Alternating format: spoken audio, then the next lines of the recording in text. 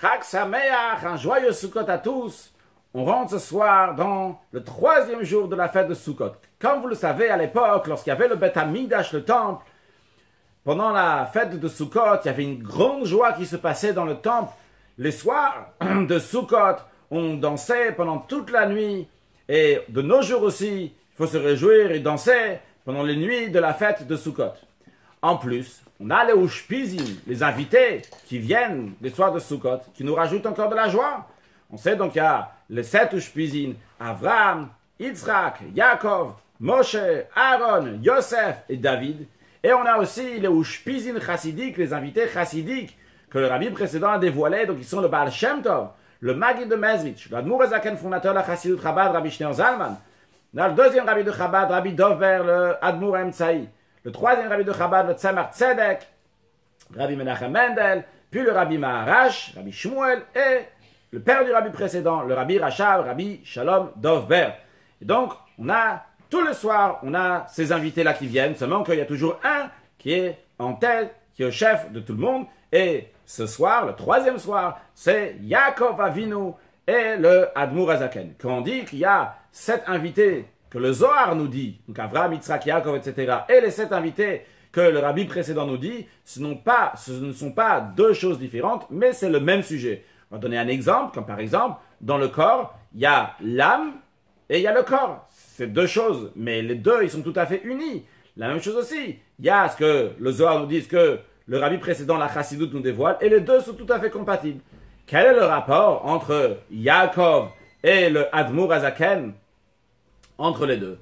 Eh bien, la réponse elle est que les 2, ils ont un point commun déjà, premièrement par rapport à leur nom, et deuxièmement aussi par rapport à leur sens, à leur sujet de leur vie.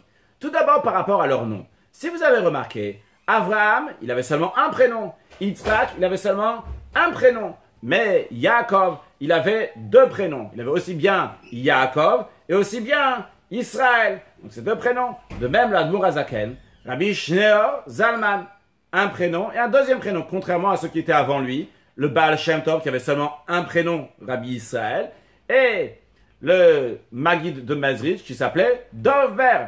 Alors c'est vrai que Dovber, c'est Dovber, mais Dov c'est un ours en hébreu et Ber c'est un ours en yiddish. C'est le même, Dovber. Et l'Admour Azaken, il avait 2 prénoms. Bon, ça c'est juste le prénom. Les 2, ils ont 2 prénoms, le et Yaakov et Israël et Shneur Zalman. Mais quel est le rapport dans le sens entre les 2?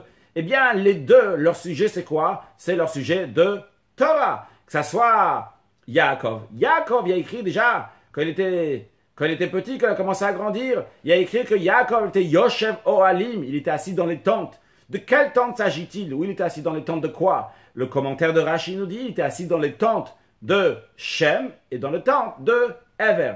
Shem et Ever étaient les maîtres de Yaakov Avinu. Il a étudié dans leur yeshiva, il a étudié la Torah chez Shem et Ever. Ça, c'est son sujet de Yaakov.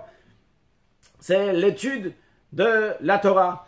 Et pourquoi il y avait besoin de 2 tentes? Quelle est l'explication de Shem et Ever? C'est expliqué. C'est la Torah écrite et la Torah orale. La Torah écrite est appelée Shem, parce que toute la Torah, chaque mot qui est écrit dans la Torah, c'est le nom d'Akadosh Baruch Hu de Dieu. Même quand il écrit juste Bereshit, Bara, il écrit des mots ordinaires, mais tout ça, ça correspond à des noms de Dieu, comme il y a écrit Kol HaTorah Shmotav Shel Akadosh Baruch Hu, que toute la Torah, c'est le nom de Dieu. Donc, quand il était dans la yeshiva de Shem, ça c'est la Torah Shebirtav, c'est la Torah écrite, ce qui est écrit dans les rouleaux de la Torah. Et il était dans la yeshiva de Ever. Ever qui veut dire la transmission, c'est la transmission orale, donc c'est la Torah qui est orale. Donc Yaakov étudiait aussi bien la Torah écrite et aussi bien la Torah orale.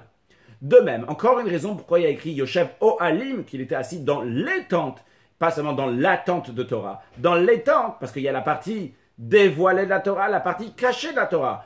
La partie dévoilée de la Torah qui nous parle des choses concrètes, comment il faut se comporter dans la vie de tous les jours, comment on se lève le matin, on dit Modéani, comment on se lave les mains, comment on fait les bénédictions avant de manger, comment on garde le Shabbat, comment on construit une soukha, etc. Donc ce sont des choses qui sont tout à fait liées à ce monde matériel, c'est la partie dévoilée de la Torah. Et Yaakov étudie aussi la partie cachée de la Torah. Donc comme par exemple quand on parle des anges, on parle des âmes, l'âme d'un juif, on parle des mondes spirituels, des sphères spirituelles. Ce sont des choses qui sont donc la partie cachée de la Torah. Yaakov étudie aussi bien la partie dévoilée de la Torah que la partie cachée de la Torah. Et d'ailleurs, ça s'est lié avec les deux noms de Yaakov. Yaakov et Israël. Yaakov, ça vient du langage de Ekev. Le mot Ekev, qui veut dire le talon. Le talon, il est lié avec le parterre, avec le monde. C'est-à-dire que les sujets qui sont liés avec le monde, c'est la partie dévoilée de la Torah. Et le nom de Yisraël, Israël, il y a les lettres là-bas. Rosh, Li. Rosh, donc la tête de Dieu. Donc des choses qui sont liées avec la partie cachée de Dieu. Et Yaakov était Yoshev Ohalim, il était assis dans les tentes. Il étudie aussi bien la partie dévoilée de la Torah que la partie cachée de la Torah. Ça, c'est en ce qui concerne Yaakov.